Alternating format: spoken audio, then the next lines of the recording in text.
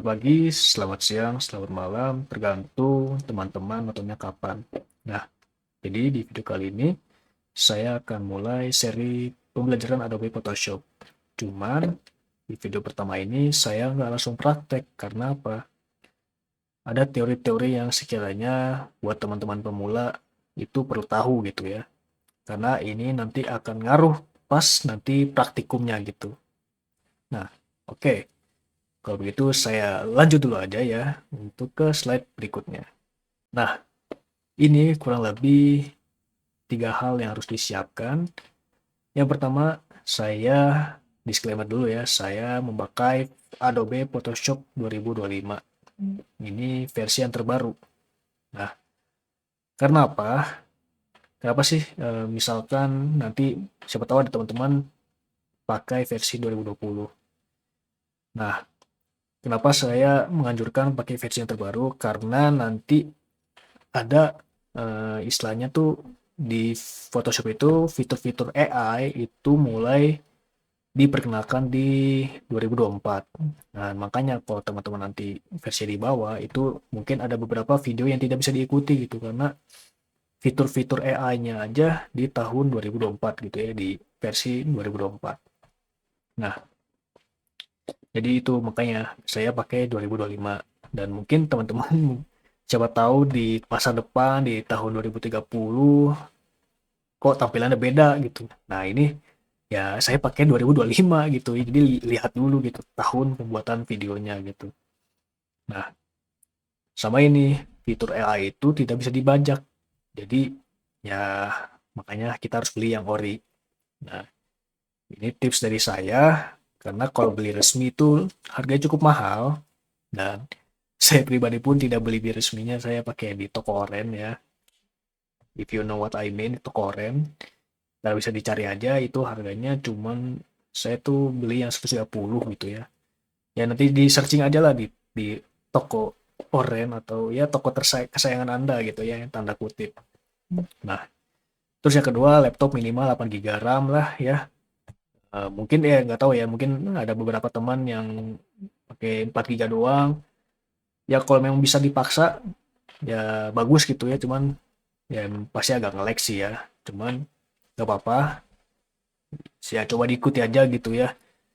Walau dengan kondisi yang agak nge-lag, tapi ya itu masih bisa diikuti lah. Tapi saran dari saya malah 8 GB RAM untuk di flash laptopnya karena memang Photoshop untuk saat ini ya cukup berat gitu ya, salah satu kekurangannya. Terus yang ketiga ya koneksi internet gitu ya, itu udah pasti. Oke, kita lanjut di slide berikutnya.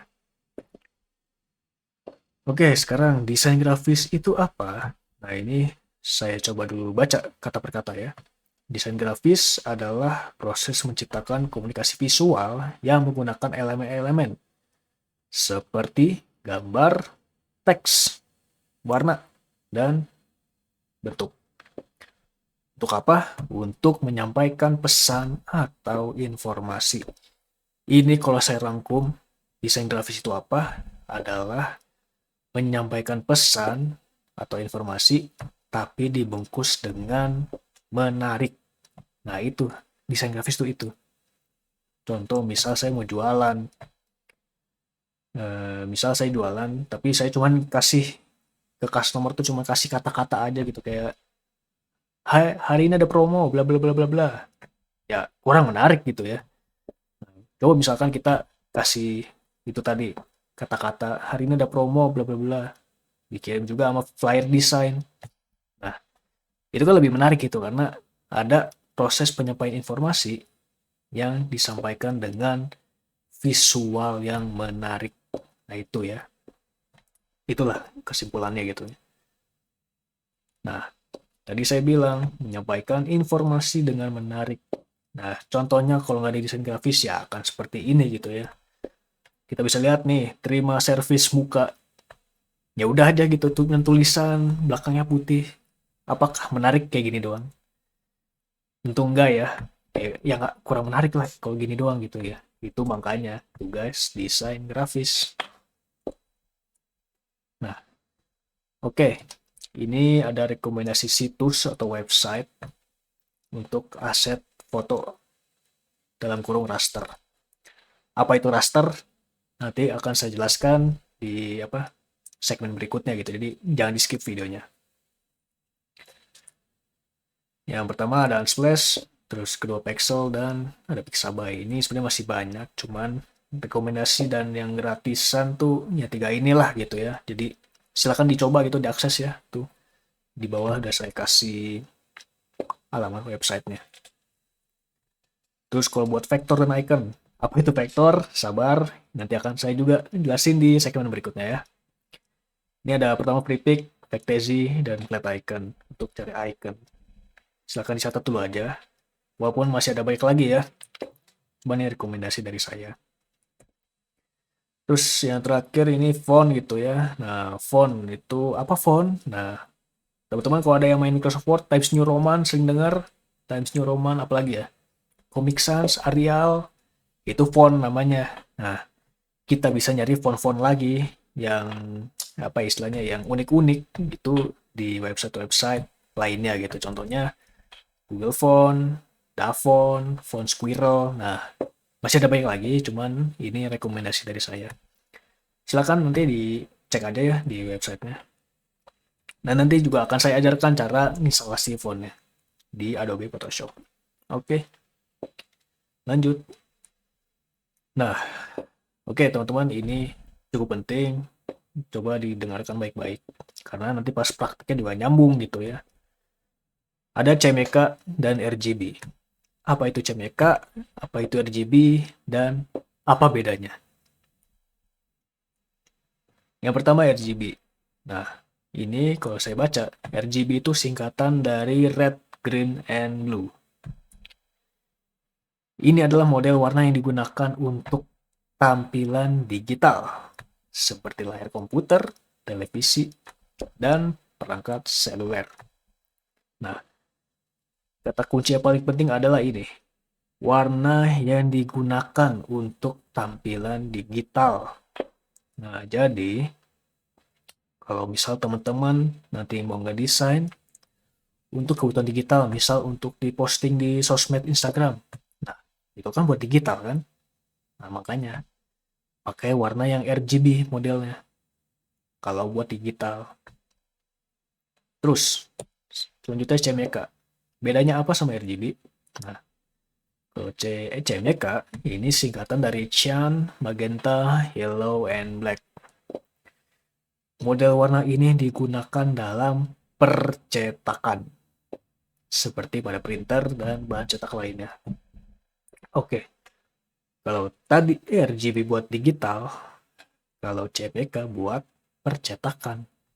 Nah, kalau nanti desain grafis, misalkan teman-teman bikin desain untuk dicetak, misal mau bikin brosur, contoh, pakainya CMYK.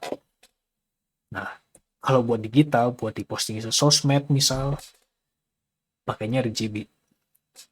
Kalau misalkan nanti salah, misal nih saya mau cetak, tapi saya nggak pakai CMYK, saya pakainya RGB.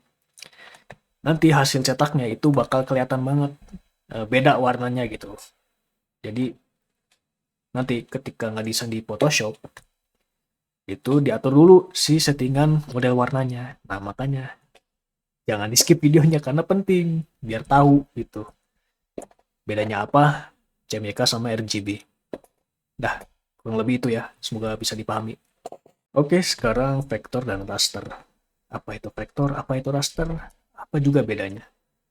Oke, kalau raster ya, ini kalau kita baca nih ya, gambar raster juga dikenal sebagai gambar bitmap terdiri dari pixel. Setiap pixel adalah titik kecil yang memiliki warna tertentu.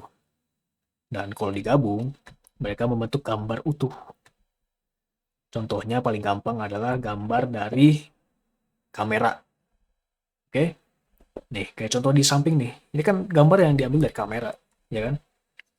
Nah, ini raster gitu karena ya kalau dari kamera yaitu udah disebut raster gitu, gambar raster. Gampangnya itulah gambar yang diambil dari kamera udah kalau yang pusing. Itu bedanya apa sama yang vektor? Nah, kalau vektor beda lagi. Gitu nggak terdiri dari pixel. Karena apa? Karena kita ngebuatnya dari garis, kurva, dan bentuk matematis. Contohnya apa? Kayak logo. Ya kan kalau logo kita gambar gitu, bukan dari kamera kan?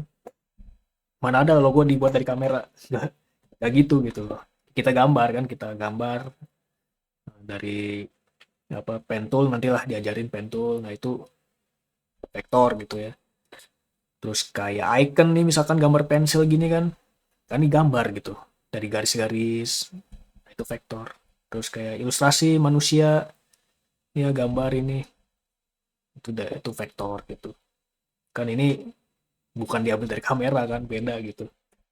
Nah, jadi itu bedanya. Kalau raster mah ya ini gambar yang diambil dari kamera, kalau vektor yang kita bentuk dengan garis-garis gitu ya. Yang kita gambar lah kalau gampangnya gitu ya. Jadi itu bedanya vektor dan raster. Oke, ini dipahamin dulu ya biar nggak kebalik-balik, biar tahu bedanya apa. Oke, kurang lebih begitu saja untuk intermezzonya, dan selanjutnya kita akan langsung praktek ya. Jadi terima kasih buat teman-teman yang sudah menonton sampai habis. Jangan lupa di like videonya, dan juga ya kalau bisa di share, siapa tahu ada teman yang butuh buat belajar Photoshop. Dan silakan ya, feel free untuk yang mau nanya-nanya, bisa di kolom komentar di video YouTube, ataupun ya teman-teman kalau ada punya LinkedIn silakan ya connect ke LinkedIn saya. Saya di situ ya cukup inilah aktif gitu ya, karena ini kan juga buat personal branding dan buat kerjaan gitu ya. Jadi kalau mau nanya, misalkan mau nanya-nanya desain gitu-gitu, silakan ditanya aja gitu, nggak usah malu-malu. Cuman saya tidak menjamin fast respon karena saya juga kerja, saya ada kesibukan gitu ya. Jadi ya silakan dicat aja lah kalau mau nanya-nanya, jangan malu-malu, jangan sungkan-sungkan. Atau langsung boleh connect ke LinkedIn saya ya. LinkedIn saya Adriansyah Rafindra Abu Bakar. Oke. Oke, kalau bisa teman-teman juga bantu subscribe supaya saya semakin semangat. Karena apa? Karena saya juga nantinya kedepannya akan menyajikan konten-konten edukatif yang lainnya gitu ya. Yang semoga bisa bermanfaat juga lah buat teman-teman. Oke, kurang lebih begitu aja. Terima kasih. Saya Adriansyah pamit mengundurkan diri.